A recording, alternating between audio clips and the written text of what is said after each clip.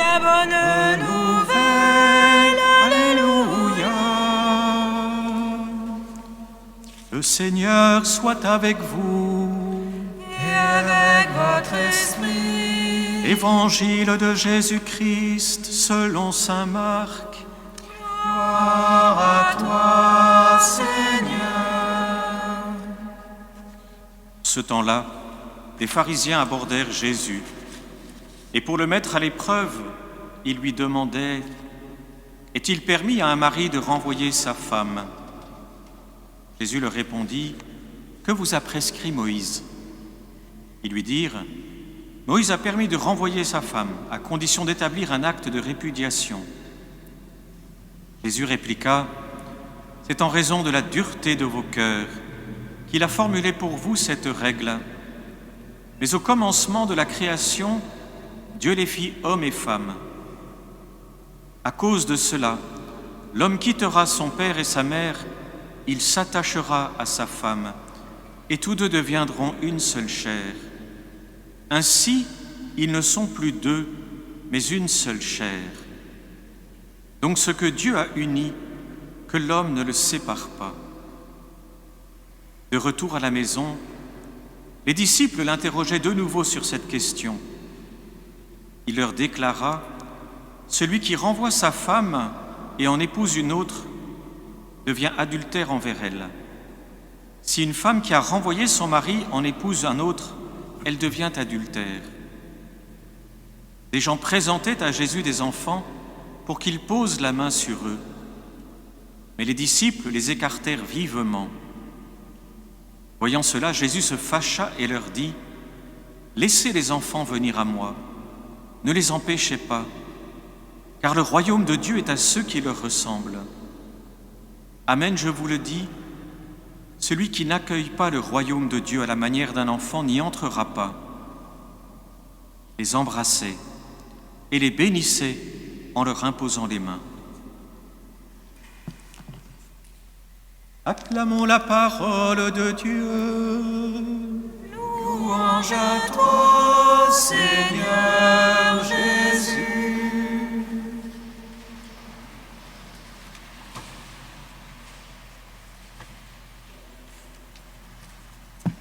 Au XVIe siècle, Jésus apparaissait dans un petit couvent de visitandines dans une petite ville qui était alors peu connue par El Monial, pour lui révéler ce cœur qui avait tant aimé les hommes.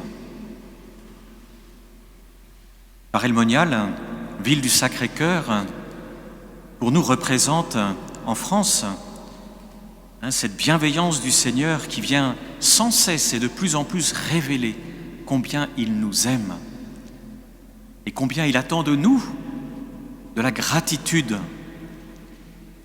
Une attitude simple, savoir dire merci, savoir ouvrir notre cœur pour l'accueillir et lui rendre petit à petit, doucement, lentement mais sûrement, au cours de notre vie, apprendre à lui rendre amour pour amour.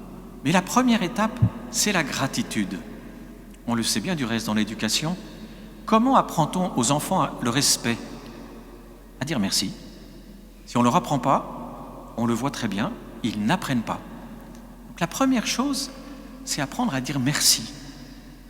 Quand on apprend un enfant, on lui dit « mais regarde la personne à qui tu dis merci.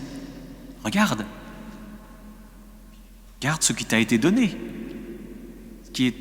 Donc derrière la gratitude, il y a toute une éducation du cœur, il y a une finesse du cœur. Apprendre à dire merci, ça n'est pas anodin. C'est souvent un dur labeur, les parents le savent, les miens l'ont su pour moi. Chacun de nous, parfois, on a eu du mal, plus ou moins, à apprendre cela. Il y a une finesse du cœur qui se développe parce qu'elle nous permet de regarder l'autre, l'accueillir et remercier pour le don, pas simplement en petit garçon ou petite fille qui prend puis qui va tout seul dans sa chambre pour ouvrir le paquet, puis qui oublie tout le monde derrière, mais qui remercie, qui regarde. Rien de plus beau qu'un enfant qui, quand il a reçu un cadeau, premièrement se jette dans les bras de celui ou celle qui lui a offert.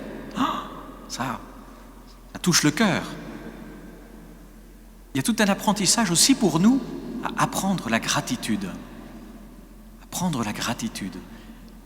Le Saint-Sacrement, quand on prie devant le Saint-Sacrement, l'adoration perpétuelle, c'est un grand lieu pour apprendre la gratitude. On est là seul à seul avec le Seigneur et on lui dit merci. Merci pour ce que tu m'as donné. Merci pour ce que tu as donné au mien. Et puis on lui demande, on intercède à partir de cette gratitude. Combien les enfants écoutent mieux, combien les parents écoutent mieux leurs enfants lorsque ceux-ci ont cette gratitude dans le cœur. Et Dieu aime entendre nos prières.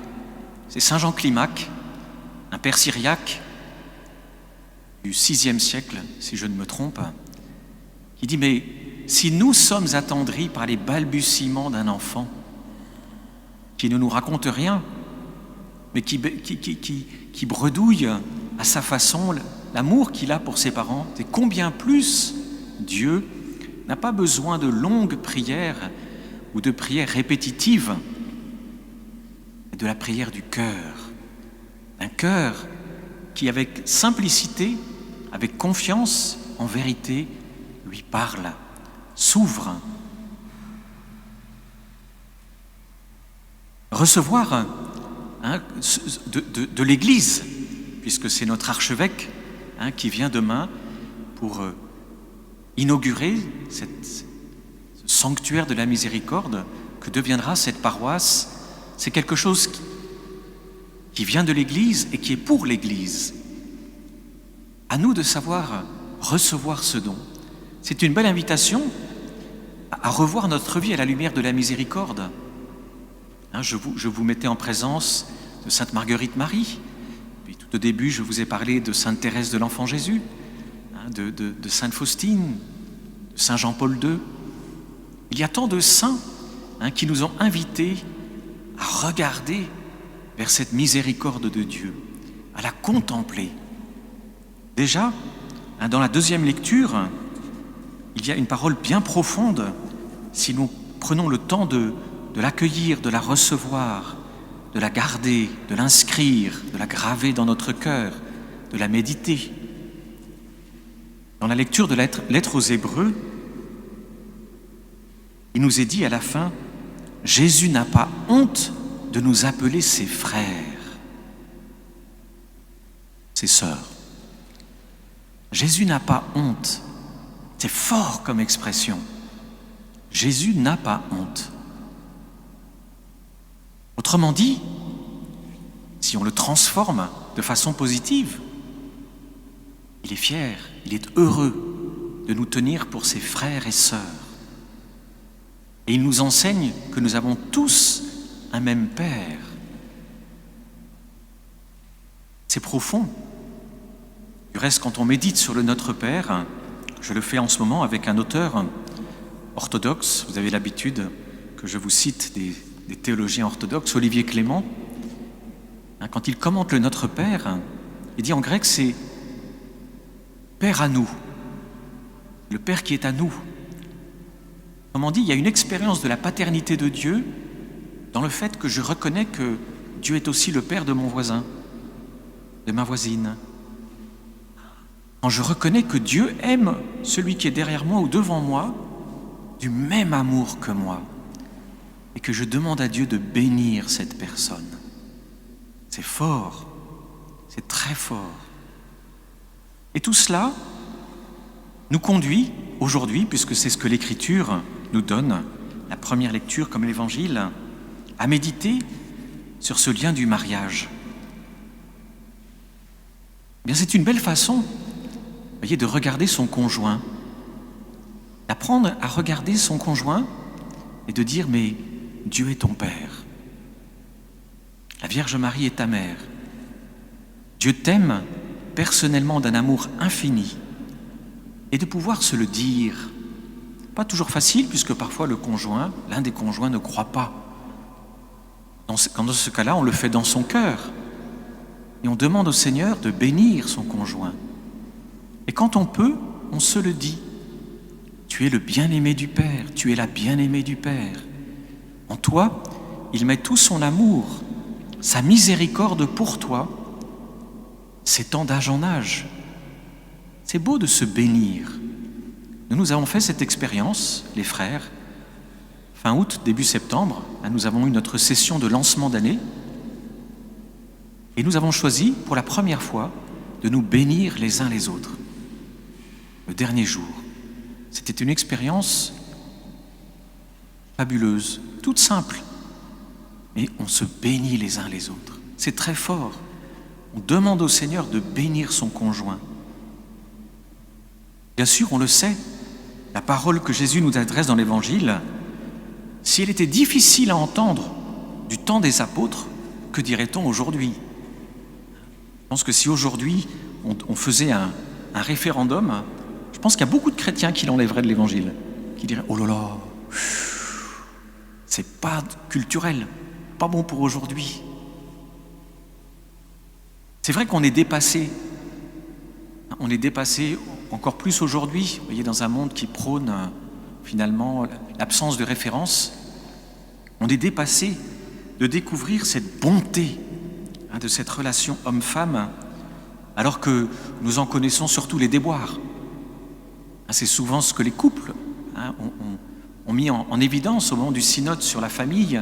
Ils ont dit, mais l'Église nous propose quelque chose qui est trop loin, beaucoup trop loin. Nous, notre réalité, elle est plus difficile. Bien, figurez-vous que dans la Bible, il y a la réponse à cette question. Nous l'avons écouté dans la première lecture, et j'aime beaucoup que le livre de la Genèse, dans le texte, mentionne l'hébreu, Ish, Isha. Parce que dans le nom de Ish et Isha, il y a le nom de Dieu, il y a le nom divin. Autrement dit, tant que l'homme et la femme sont sous le regard de Dieu, bien sûr que c'est difficile, mais il y a quelque chose de plus profond qui peut permettre la fidélité, qui peut permettre un amour qui dure. Par contre, après le péché originel, curieusement, dans le nom de l'homme et de la femme, il manque des éléments. Et en fait, le sens est changé. Après le péché, l'homme et la femme sont bec contre bec, ongle contre ongle. Alors là, vous allez me dire, ah oui, là je suis d'accord, ça c'est le mariage.